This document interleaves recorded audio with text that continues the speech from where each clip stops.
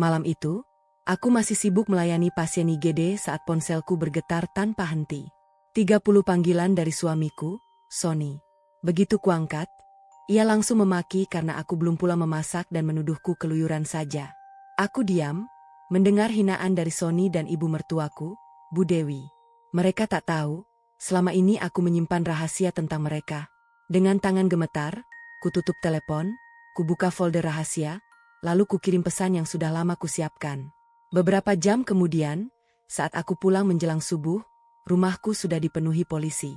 Wajah Sony pucat saat petugas menunjukkan bukti yang kukirim. Dan ketika borgol dipasang di tangannya, aku akhirnya tahu bahwa ternyata, sebelum masuk inti dari kisah video ini, buat yang sudah subscribe dan like saya doakan kalian sehat dan diberi rezeki berlimpah ruah. Komen dari kota mana Anda berasal.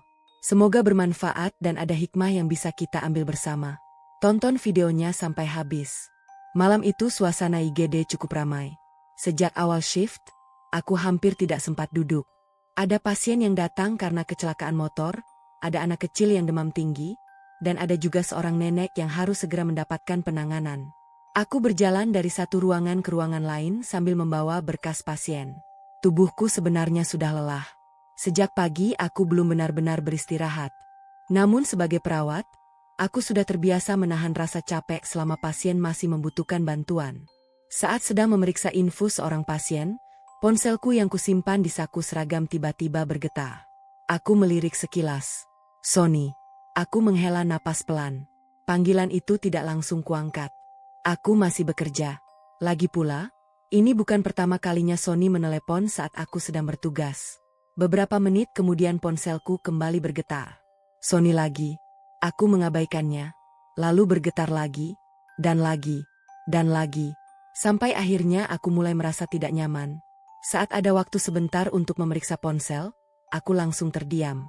30 panggilan tidak terjawab. Semuanya dari Sony. Dadaku langsung terasa sesak. Entah kenapa, setiap kali melihat namanya muncul berkali-kali seperti itu, aku selalu merasa takut. Bukan takut karena khawatir terjadi sesuatu padanya. Tapi takut karena aku sudah tahu apa yang akan menungguku saat telepon itu kuangkat. Aku menenangkan diri beberapa saat sebelum akhirnya menekan tombol panggil balik. Baru beberapa detik tersambung, suara Sony langsung meledak di telingaku. Kemana saja kau jalang? Kenapa baru angkat telepon? Aku memejamkan mata. Beberapa orang di dekatku menoleh karena suara teriakannya terdengar cukup keras. Aku mencoba menjauh ke koridor yang lebih sepi. Aku sedang kerja, Mas. Namun kalimatku belum selesai. Sony langsung memotong. Kerja terus alasanmu. Sudah malam begini belum pulang juga. Kami belum makan dari tadi. Aku menarik napas panjang.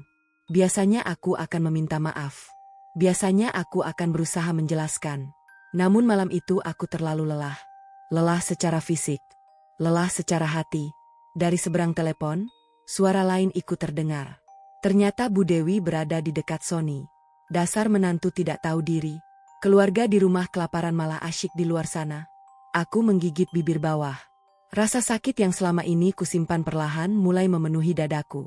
Padahal mereka tahu aku sedang bekerja. Mereka tahu aku bukan sedang jalan-jalan. Mereka tahu aku sedang membantu orang-orang yang membutuhkan pertolongan. Namun semua itu tidak pernah penting bagi mereka. Yang mereka pedulikan hanyalah makanan yang belum tersedia di meja. Sony kembali berteriak. Cepat pulang. Masa sekarang juga? Aku menatap lantai koridor yang dingin. Tiba-tiba pikiranku melayang pada 3 tahun pernikahanku. 3 tahun bekerja tanpa henti. 3 tahun membayar kebutuhan rumah. 3 tahun memasak, mencuci, membersihkan rumah, dan memenuhi kebutuhan keluarga suamiku. 3 tahun menerima hinaan yang sama berulang kali. Dan selama 3 tahun itu pula, tidak pernah sekalipun Sony berdiri di pihakku. Aku tidak tahu kenapa malam itu terasa berbeda. Biasanya aku akan menangis. Biasanya aku akan merasa bersalah. Namun malam itu tidak. Aku hanya merasa kosong. Sangat kosong. Sony masih berbicara. Bu Dewi masih mengomel di belakangnya. Tapi untuk pertama kalinya, aku tidak lagi mendengarkan. Karena pikiranku sedang memikirkan sesuatu yang lain. Sesuatu yang selama berbulan-bulan kusimpan rapat. Sesuatu yang tidak diketahui seorang pun di rumah. Aku menurunkan ponsel dari telinga. Tanpa mengucapkan sepatah kata pun, aku mengakhiri panggilan itu. Lalu aku berdiri diam selama beberapa detik. Jantungku berdegup sangat kencang. Tanganku mulai terasa dingin. Aku tahu keputusan yang akan kuambil malam itu akan mengubah hidupku selamanya. Perlahan aku membuka ponsel. Lalu masuk ke sebuah folder yang selama ini kusimpan dengan sandi khusus. Di dalamnya terdapat puluhan foto, rekaman suara, tangkapan layar, dan dokumen yang telah kukumpulkan selama berbulan-bulan. Aku menatap semuanya satu persatu. Semua bukti yang selama ini membuatku sulit tidur. Semua bukti yang selama ini kusimpan sendirian. Mataku mulai berkaca-kaca. Bukan karena sedih, tapi karena akhirnya aku sampai di titik ini. Titik ketika aku tidak sanggup lagi bertahan. Dengan tangan yang sedikit gemetar, aku membuka ruang percakapan seseorang. Seseorang yang selama beberapa minggu terakhir membantuku diam-diam. Aku menarik napas panjang, lalu mengirim pesan yang sudah lama kusiapkan. Aku siap melanjutkan laporan. Pesan itu terkirim. Aku menatap layar ponsel tanpa berkedip. Beberapa detik kemudian, balasan masuk. Singkat, tapi membuat jantungku berdetak lebih cepat dari sebelumnya. Malam ini kami bergerak. Aku tidak tahu apa yang akan terjadi beberapa jam ke depan. Namun untuk pertama kalinya setelah bertahun-tahun, aku merasa tidak sendirian. Dan tanpa kusadari, malam yang dimulai dengan 30 panggilan penuh hinaan itu akan menjadi malam terakhir keluarga Sony hidup dengan bebas. Setelah mengirim pesan itu, aku mencoba kembali fokus bekerja. Namun pikiranku terus berputar ke masa-masa yang selama ini berusaha kulupakan. Kadang aku sendiri bertanya, kapan sebenarnya semua ini dimulai? Karena jika dilihat dari luar, kehidupanku terlihat biasa saja. Aku dan Sony menikah 3 tahun lalu. Saat itu aku benar-benar percaya bahwa aku akan membangun keluarga yang bahagia bersamanya. Sony bukan laki-laki yang kaya. Aku juga bukan perempuan yang berasal dari keluarga berada. Tapi aku tidak pernah mempermasalahkan itu. Bagiku, selama ada rasa saling menghargai, kami bisa menghadapi apapun bersama-sama. Pada awal pernikahan, semuanya memang terlihat baik-baik saja. Aku masih ingat bagaimana bahagianya aku saat pertama kali memasuki rumah keluarga Sony setelah resmi menjadi istrinya. Aku berusaha dekat dengan Bu Dewi. Aku juga berusaha akrab dengan kedua adik iparku. Aku ingin diterima sebagai bagian dari keluarga mereka. Karena itulah aku selalu berusaha membantu. Jika Bu Dewi memasak, aku ikut membantu di dapur. Jika rumah perlu dibersihkan, aku membersihkannya tanpa diminta. Jika ada kebutuhan yang belum terbeli, aku membelinya sepulang kerja. Awalnya aku menganggap semua itu sebagai bentuk perhatian seorang menantu. Aku tidak pernah menghitung apa yang sudah kuberikan. Namun perlahan, sesuatu mulai berubah. Bantuan yang awalnya dianggap kebaikan mulai dianggap kewajiban. Saat aku membantu mencuci piring, mereka mulai menganggap mencuci piring adalah tugasku. Saat aku membantu memasak, mereka mulai menganggap dapur sepenuhnya tanggung jawabku. Saat aku membantu membayar kebutuhan rumah, mereka mulai menganggap seluruh pengeluaran memang harus kutanggung. Semua terjadi begitu pelan sampai aku tidak menyadarinya. Aku baru sadar ketika suatu hari aku pulang dari shift malam. Tubuhku sangat lelah saat itu. Aku bahkan belum tidur sama sekali. Begitu sampai rumah, aku berharap bisa beristirahat sebentar.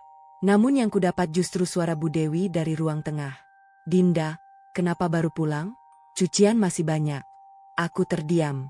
Belum sempat duduk, aku langsung menuju kamar mandi untuk mencuci tumpukan pakaian. Setelah itu aku menyapu rumah, lalu memasak untuk makan siang. Baru setelah semuanya selesai, aku bisa masuk ke kamar. Namun saat melihat jam, waktu tidurku hanya tersisa beberapa jam sebelum kembali bekerja. Hari-hari seperti itu terus berulang. Semakin lama, semakin sering. Aku seperti hidup dalam lingkaran yang tidak pernah berhenti. Kerja, pulang, memasak, membersihkan rumah, tidur sebentar, lalu bekerja lagi. Yang membuatku sedih bukan pekerjaan itu sendiri. Aku tidak pernah keberatan bekerja keras. Aku hanya ingin sedikit dihargai. Sedikit saja, namun penghargaan itu tidak pernah datang. Jika makanan yang kubuat terlalu asin, aku dimarahi. Jika aku terlambat membeli kebutuhan rumah, aku disalahkan. Jika aku terlihat lelah, aku disebut malas. Yang paling menyakitkan adalah sikap Sony. Setiap kali aku berharap ia membelaku, ia justru berdiri di samping keluarganya. Aku masih ingat suatu malam ketika aku pulang setelah shift panjang hampir 12 jam. Saat itu aku benar-benar kelelahan. Begitu masuk rumah, Bu Dewi langsung mengeluh karena aku belum memasak makan malam. Aku mencoba menjelaskan bahwa aku baru saja pulang bekerja. Namun Bu Dewi malah semakin marah. Yang membuat hatiku hancur adalah jawaban Sony. Bukannya membelaku, ia malah berkata bahwa sebagai istri aku harus bisa mengurus rumah bagaimanapun keadaannya. Kalimat itu terus teringat sampai sekarang. Karena sejak saat itu aku mulai sadar. Di rumah itu, aku bukan dianggap sebagai anggota keluarga. Aku hanya dianggap sebagai orang yang harus bekerja dan melayani. Lebih menyakitkan lagi, semua kebutuhan mereka sebagian besar berasal dari penghasilanku. Listrik rumah dibayar dari gajiku. Belanja dapur dari gajiku. Tagihan bulanan dari gajiku. Bahkan beberapa kebutuhan pribadi kedua adik iparku juga sering menggunakan uangku.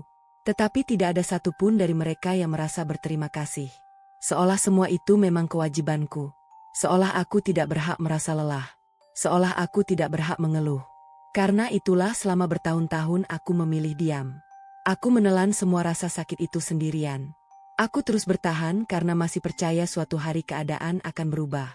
Aku masih percaya bahwa jika aku cukup sabar, keluarga ini akan menerima dan menghargai diriku. Namun aku tidak tahu bahwa di balik semua hinaan dan perlakuan buruk itu, ada sesuatu yang jauh lebih mengerikan sedang terjadi. Sesuatu yang diam-diam dilakukan oleh orang-orang yang setiap hari tinggal serumah denganku. Dan aku baru menyadarinya ketika menemukan sebuah dokumen yang seharusnya tidak pernah ada atas namaku.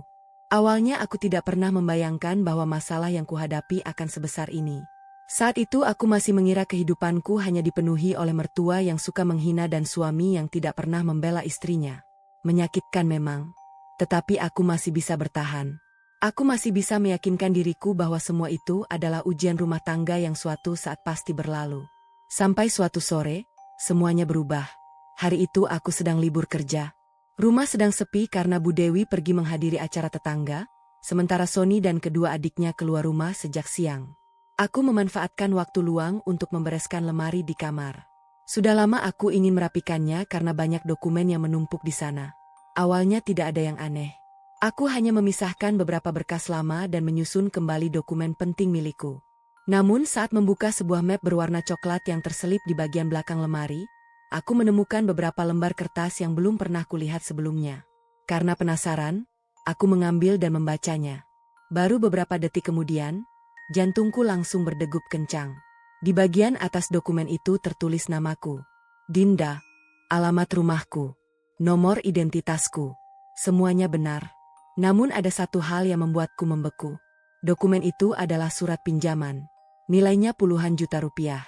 Aku langsung mengernyit. Aku tidak pernah mengajukan pinjaman apapun. Bahkan selama ini aku selalu berusaha menghindari utang. Tanganku mulai dingin. Aku membaca ulang dokumen itu berkali-kali. Mungkin saja aku salah lihat.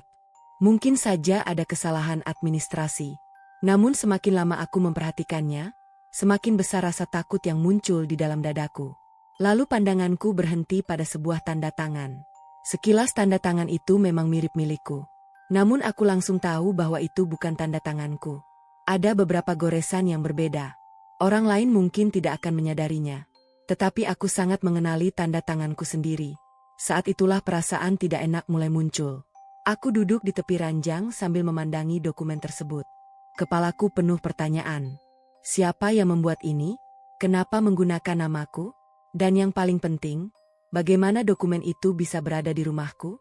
Sore itu aku tidak bisa tenang. Aku mencoba meyakinkan diri bahwa mungkin hanya ada satu dokumen yang salah. Namun rasa penasaran terus mengganggu pikiranku. Akhirnya aku mulai mencari lebih jauh.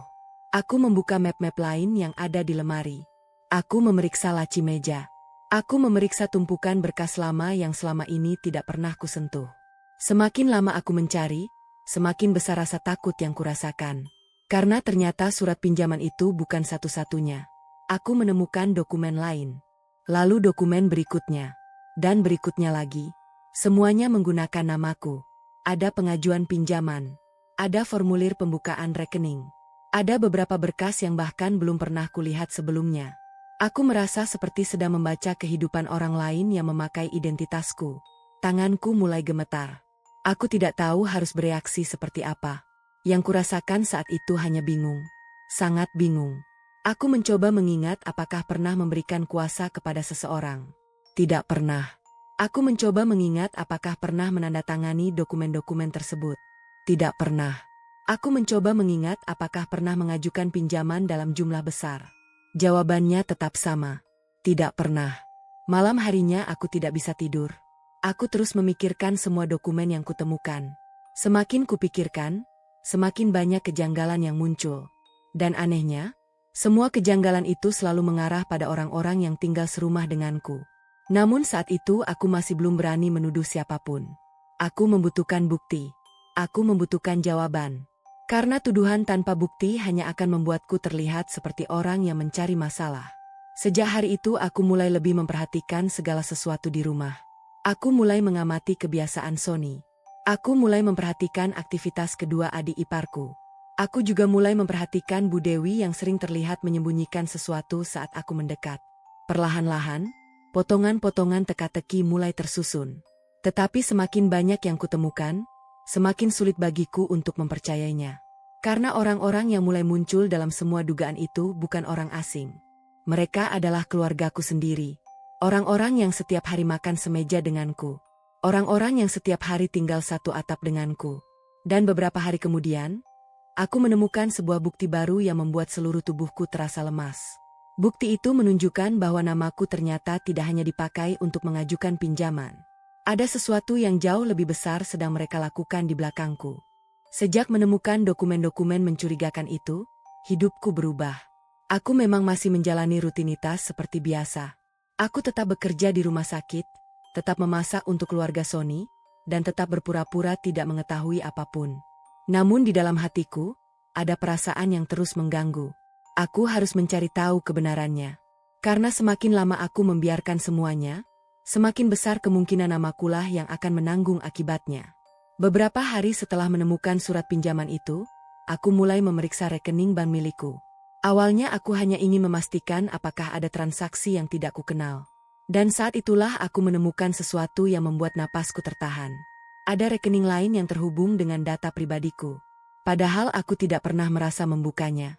Aku bahkan tidak pernah datang ke bank untuk membuat rekening tersebut. Perasaan takut mulai berubah menjadi kepanikan. Aku segera mencatat semua informasi yang bisa kudapatkan. Malam harinya, saat semua orang sudah tidur, aku kembali memeriksa satu persatu transaksi yang muncul. Semakin lama aku melihatnya, semakin aneh semuanya. Ada banyak uang masuk dari berbagai nama yang tidak kukenal. Nominalnya berbeda-beda. Ada yang ratusan ribu, ada yang jutaan rupiah. Bahkan ada beberapa transaksi yang jumlahnya cukup besar. Yang membuatku bingung, uang itu tidak pernah bertahan lama. Begitu masuk, dana tersebut langsung dipindahkan ke rekening lain. Seolah rekening atas namaku hanya dijadikan tempat singgah sementara. Aku terus memandangi layar ponsel sampai larut malam. Perasaanku mulai tidak tenang. Karena pola transaksi seperti itu jelas tidak normal. Keesokan harinya, aku mengambil cuti beberapa jam untuk mencari informasi lebih jauh. Aku mendatangi bank dan mencoba menanyakan beberapa hal yang bisa kuakses sebagai pemilik identitas. Dari sana aku mendapatkan petunjuk baru. Dan petunjuk itu membuat seluruh tubuhku terasa dingin. Ternyata rekening tersebut memang dibuat menggunakan data pribadiku. Fotokopi identitasku. Nomor telepon yang pernah kugunakan. Bahkan beberapa informasi pribadi yang hanya diketahui orang-orang terdekatku. Aku pulang dengan kepala penuh pertanyaan. Sepanjang perjalanan, hanya ada satu pikiran yang terus berputar. Siapa yang memiliki akses terhadap semua data itu? Jawabannya sangat sederhana. Orang-orang yang tinggal serumah denganku. Namun aku masih belum ingin percaya. Seburuk apapun perlakuan mereka kepadaku, aku masih sulit menerima kemungkinan bahwa keluargaku sendiri melakukan hal seperti ini. Karena itulah aku memutuskan mencari bukti yang lebih kuat. Malam demi malam aku mulai memperhatikan aktivitas mereka. Aku lebih sering diam dan mengamati. Aku mendengarkan percakapan mereka tanpa diketahui. Aku memperhatikan kapan mereka menerima telepon dan kepada siapa mereka mengirim pesan. Lalu suatu malam, aku tanpa sengaja mendengar percakapan yang membuat darahku terasa berhenti mengalir. Saat itu aku baru pulang kerja. Rumah terlihat sepi. Aku masuk perlahan karena tidak ingin membangunkan siapapun. Namun dari ruang tengah terdengar suara kedua adik iparku sedang berbicara. Mereka tidak menyadari aku sudah berada di rumah. Awalnya aku tidak terlalu memperhatikan. Sampai salah satu dari mereka menyebut soal transfer masuk. Lalu mereka tertawa. Mereka membahas seseorang yang baru saja mengirim uang. Dan yang membuat tubuhku membeku adalah kalimat berikutnya. Mereka mengatakan bahwa barang yang dijanjikan kepada pembeli sebenarnya tidak pernah ada. Aku langsung berhenti melangkah. Jantungku berdetak sangat kencang. Aku berdiri di balik tembok sambil mendengarkan. Semakin lama percakapan itu berlangsung, semakin jelas apa yang sedang terjadi. Mereka menawarkan barang melalui media sosial.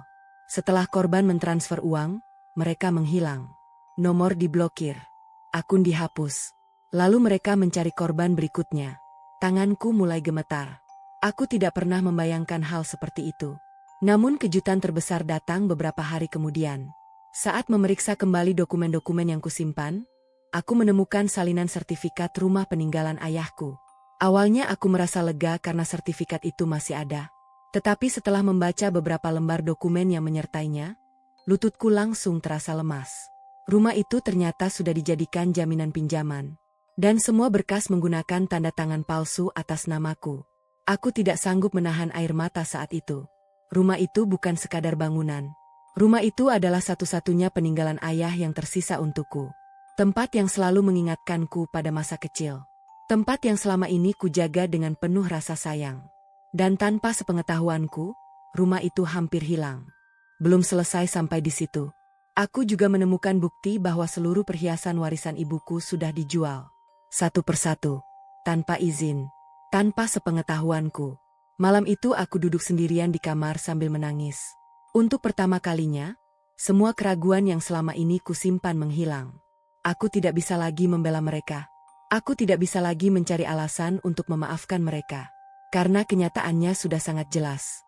Orang-orang yang selama ini memanggilku keluarga bukan hanya menghina dan memanfaatkanku. Mereka telah menggunakan identitasku, mengambil harta peninggalan orang tuaku, dan menjadikanku tameng untuk menutupi kejahatan mereka. Dan saat itulah aku membuat keputusan yang mengubah segalanya. Aku akan mengumpulkan semua bukti, sebanyak mungkin, sedetail mungkin. Karena suatu hari nanti, mereka harus mempertanggungjawabkan semua yang telah mereka lakukan. Setelah malam itu, aku tidak lagi hidup seperti sebelumnya. Jika dulu aku masih berharap semua yang kutemukan hanyalah kesalahpahaman, sekarang harapan itu sudah hilang.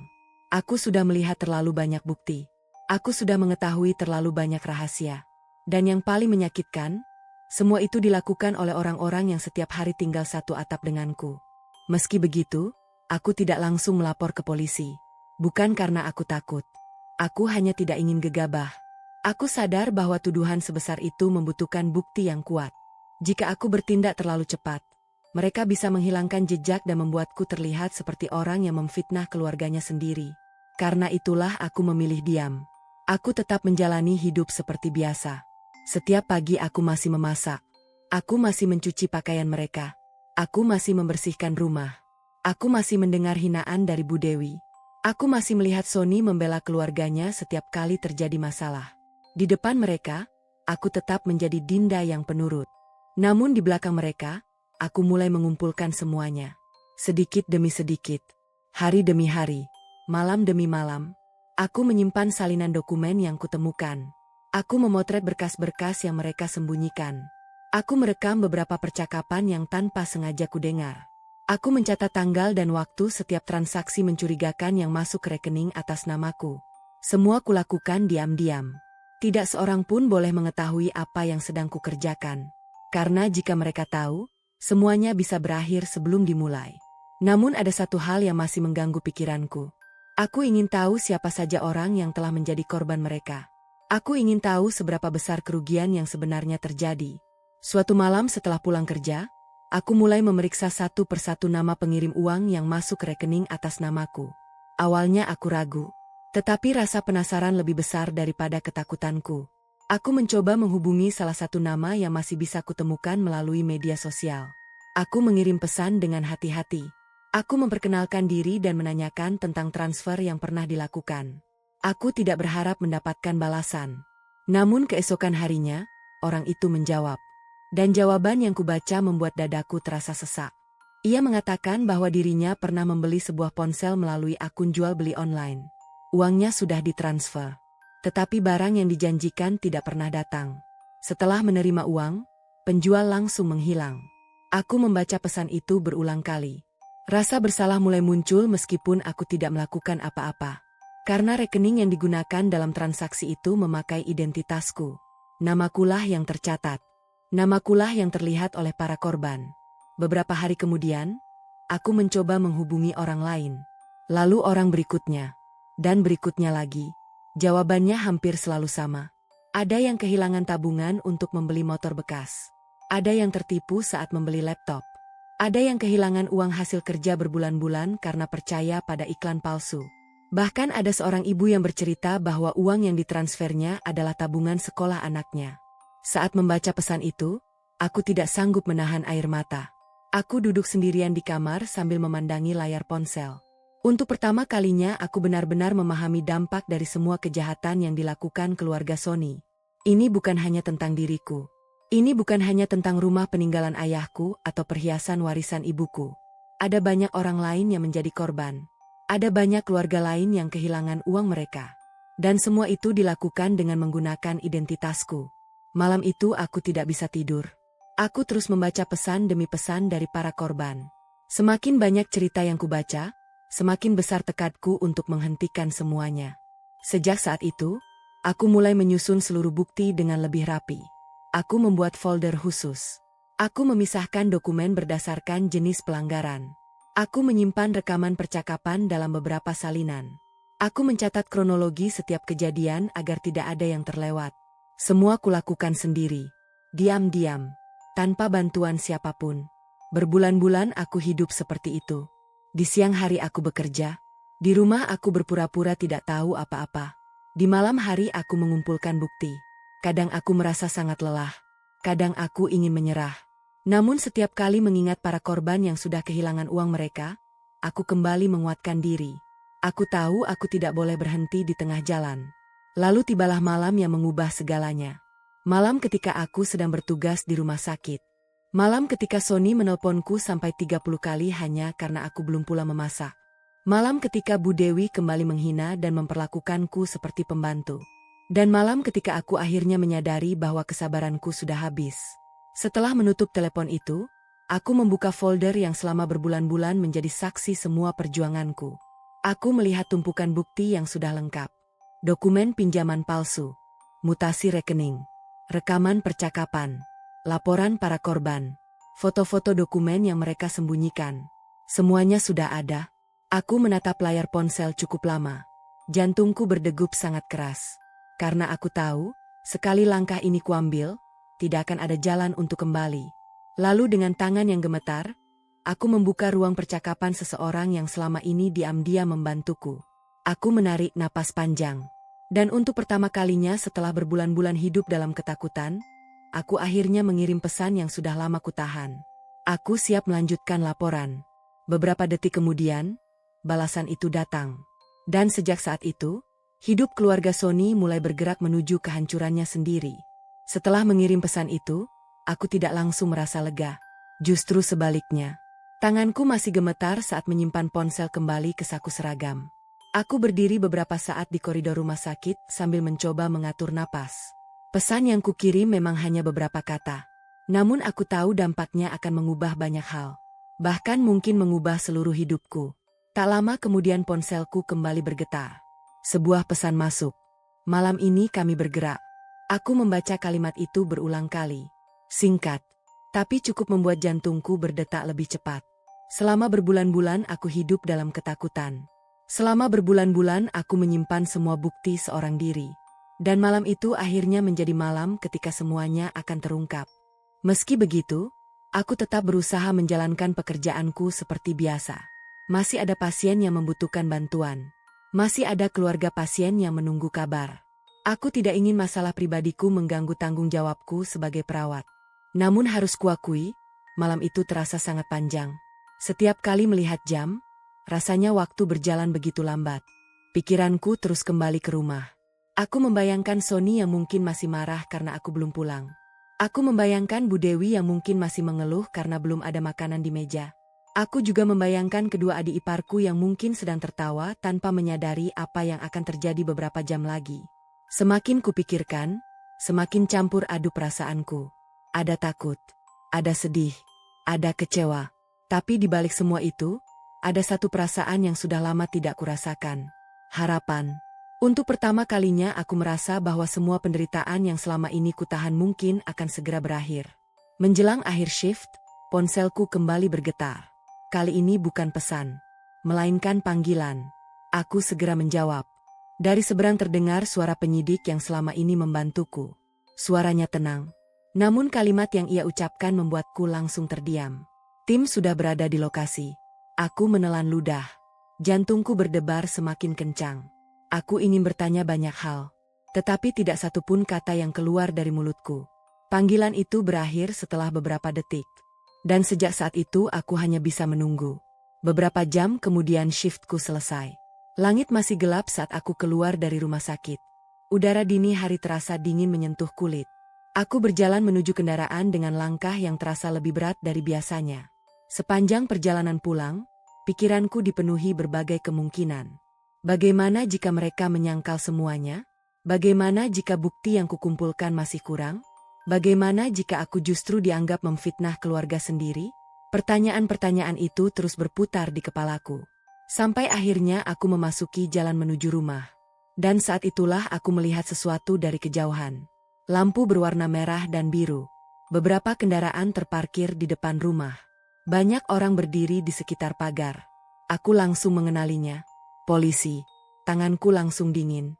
Aku menghentikan kendaraan dan berjalan perlahan mendekati kerumunan. Suasana di depan rumah jauh lebih ramai daripada yang kubayangkan. Para tetangga berdiri di pinggir jalan. Beberapa berbisik satu sama lain. Beberapa terlihat terkejut. Selama ini mereka mengenal keluarga kami sebagai keluarga biasa. Tidak ada yang menyangka sesuatu seperti ini akan terjadi. Saat aku melangkah masuk ke halaman, pemandangan di depanku membuatku terdiam. Sony berdiri di ruang tamu dengan wajah pucat. Aku hampir tidak mengenali ekspresi itu. Selama ini Sony selalu terlihat percaya diri. Selalu merasa dirinya benar. Namun malam itu wajahnya dipenuhi ketakutan. Di sudut ruangan, Bu Dewi menangis sambil memegang lengannya sendiri. Kedua adik iparku berdiri dengan wajah panik. Mereka tidak lagi terlihat santai seperti biasanya. Di atas meja ruang tamu, berbagai dokumen sedang diperiksa oleh petugas. Aku langsung mengenali sebagian besar berkas itu. Dokumen pinjaman, fotokopi identitas, data rekening. Semua bukti yang selama berbulan-bulan kukumpulkan. Salah seorang petugas sedang menjelaskan temuan mereka. Semakin lama penjelasan itu berlangsung, semakin pucat wajah keluarga Sony. Mereka mulai saling menatap, mulai saling menyalahkan. Mulai berusaha mencari alasan. Namun semuanya sudah terlambat. Karena bukti yang ada terlalu banyak untuk dibantah. Lalu momen yang selama ini hanya kubayangkan akhirnya benar-benar terjadi. Seorang petugas mengeluarkan borgol. Ruangan mendadak menjadi lebih hening. Sony langsung menoleh ke arahku. Tatapan matanya berubah. Untuk pertama kalinya sejak aku mengenalnya, aku melihat ketakutan yang sesungguhnya di matanya. Dinda, tolong. Suaranya terdengar lemah. Sangat berbeda dari laki-laki yang beberapa jam sebelumnya masih berteriak dan menghina diriku melalui telepon. Aku hanya diam. Tidak ada lagi yang ingin kukatakan. Tidak ada lagi yang ingin kudengar. Karena semua kesempatan yang mereka miliki sudah habis sejak lama. Beberapa detik kemudian, borgol itu dipasang di tangan Sony. Bu Dewi menangis semakin keras. Kedua adik iparku mulai saling menyalahkan satu sama lain. Sedangkan aku hanya berdiri di sana. Memperhatikan semuanya dalam diam. Bukan karena aku merasa menang. Bukan karena aku bahagia melihat mereka ditangkap. Tetapi karena untuk pertama kalinya setelah bertahun-tahun hidup dalam hinaan dan ketakutan, aku merasa beban yang selama ini menekan dadaku mulai terangkat. Dan saat keluarga Sony satu persatu dibawa keluar rumah menuju kendaraan polisi, aku belum tahu bahwa penyelidikan yang akan dilakukan setelah malam itu justru akan mengungkap kejahatan yang jauh lebih besar daripada yang pernah kubayangkan. Setelah malam penangkapan itu, hidupku tidak langsung berubah menjadi tenang. Justru beberapa minggu pertama terasa sangat melelahkan. Aku harus bolak-balik memberikan keterangan. Aku harus menyerahkan dokumen tambahan yang masih kusimpan. Aku juga harus menjawab berbagai pertanyaan dari penyidik yang menangani kasus tersebut. Namun kali ini aku tidak merasa sendirian. Untuk pertama kalinya, ada orang-orang yang benar-benar mendengarkan apa yang selama ini kualami. Ada orang-orang yang percaya pada apa yang kukatakan. Dan ada orang-orang yang membantuku mencari keadilan. Hari demi hari berlalu. Penyelidikan terus berkembang. Awalnya aku mengira kasus ini hanya berkaitan dengan pinjaman atas namaku, penggadaian rumah ayahku, dan penjualan perhiasan warisan ibuku. Tetapi kenyataannya jauh lebih besar, jauh lebih rumit, dan jauh lebih mengejutkan. Satu persatu korban mulai ditemukan. Mereka berasal dari berbagai kota. Ada yang kehilangan tabungan. Ada yang kehilangan uang hasil kerja bertahun-tahun. Ada yang bahkan harus menunda kebutuhan keluarganya karena uang mereka dibawa kabur. Semakin banyak korban yang muncul, semakin jelas gambaran kejahatan yang dilakukan keluarga Sony. Ternyata semua itu bukan dilakukan sekali atau dua kali. Mereka sudah menjalankannya selama bertahun-tahun. Mereka berganti-ganti akun, berganti nomor telepon, berganti cara. Tetapi tujuannya selalu sama, mengambil uang orang lain. Saat mendengar semua fakta itu, aku hanya bisa terdiam. Karena meskipun aku tahu mereka bersalah, aku tidak pernah menyangka kejahatannya sebesar itu. Aku juga baru mengetahui bahwa identitasku bukan satu-satunya yang mereka gunakan. Beberapa data milik orang lain juga pernah dimanfaatkan untuk mendukung aksi mereka. Namun identitaskulah yang paling sering dipakai. Karena aku tinggal serumah dengan mereka. Karena mereka memiliki akses ke dokumen pribadiku. Dan karena selama bertahun-tahun aku terlalu percaya kepada orang-orang yang seharusnya menjadi keluargaku sendiri. Saat proses hukum berjalan, aku beberapa kali bertemu Sony. Laki-laki yang dulu selalu membentak dan merendahkanku itu kini terlihat sangat berbeda. Tubuhnya lebih kurus. Wajahnya tidak lagi penuh kesombongan. Bahkan suaranya terdengar jauh lebih pelan. Suatu hari ia meminta berbicara denganku. Ia meminta maaf. Ia mengaku menyesal. Ia mengatakan semuanya sudah di luar kendalinya. Namun anehnya, saat mendengar semua itu, aku tidak lagi merasakan kemarahan. Aku juga tidak merasakan kebencian. Yang kurasakan hanya kelelahan. Kelelahan karena terlalu lama disakiti. Kelelahan karena terlalu lama dimanfaatkan. Dan kelelahan karena terlalu lama berharap seseorang akan berubah. Aku memilih tidak menjawab banyak. Karena apapun yang dikatakan sekarang tidak akan mengubah kenyataan yang sudah terjadi. Rumah peninggalan ayahku hampir hilang.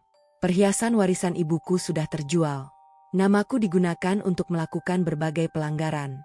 Dan banyak korban kehilangan uang mereka. Tidak ada permintaan maaf yang bisa menghapus semua itu. Beberapa bulan kemudian, hari persidangan akhirnya tiba. Aku datang dengan perasaan campur aduk. Saat memasuki ruang sidang, aku melihat banyak orang yang belum pernah kukenal sebelumnya. Mereka adalah para korban. Orang-orang yang selama ini hanya kukenal lewat pesan dan cerita. Kini mereka berdiri di sana untuk mencari keadilan yang sama. Satu persatu kesaksian disampaikan. Satu persatu bukti diperlihatkan. Dan semakin lama persidangan berlangsung, semakin jelas bahwa keluarga Sony tidak lagi memiliki ruang untuk mengelak. Semua bukti mengarah kepada mereka. Semua fakta saling menguatkan. Hingga akhirnya hakim membacakan putusan. Sony, Bu Dewi, dan kedua adik iparku dijatuhi hukuman atas perbuatan yang mereka lakukan. Saat mendengar putusan itu, suasana ruang sidang menjadi hening. Aku menarik napas panjang. Bukan karena bahagia, tetapi karena akhirnya semuanya selesai. Perjuangan yang selama berbulan-bulan kulalui akhirnya mencapai akhir. Beberapa waktu setelah persidangan, kabar baik mulai datang satu persatu. Rumah peninggalan ayahku berhasil kembali menjadi milikku. Status pinjaman yang menggunakan identitasku dibatalkan setelah melalui proses yang panjang. Namaku dibersihkan dari berbagai catatan yang selama ini membebaniku. Dan yang paling penting, aku tidak lagi hidup dalam ketakutan. Aku tidak lagi harus pulang ke rumah sambil cemas menunggu hinaan. Aku tidak lagi harus memasak untuk orang-orang yang tidak pernah menghargai pengorbananku. Aku tidak lagi harus meminta maaf atas kesalahan yang tidak pernah kulakukan. Suatu sore, beberapa bulan setelah semuanya berakhir, aku berdiri sendirian di depan rumah peninggalan ayahku. Rumah sederhana itu tampak tenang. Angin sore berhembus pelan. Untuk sesaat aku teringat ayah dan ibuku. Aku teringat semua perjuangan mereka saat membesarkanku. Air mataku perlahan jatuh. Bukan karena sedih, melainkan karena akhirnya aku berhasil menjaga apa yang mereka tinggalkan. Aku berhasil mempertahankan hakku. Aku berhasil bangkit dari semua luka yang pernah kuterima. Dan untuk pertama kalinya setelah bertahun-tahun hidup dalam bayang-bayang orang lain, aku bisa memulai hidupku sendiri. Hidup yang lebih tenang. Hidup yang lebih damai. Dan hidup yang tidak lagi dikendalikan oleh orang-orang yang pernah menghancurkan kepercayaanku.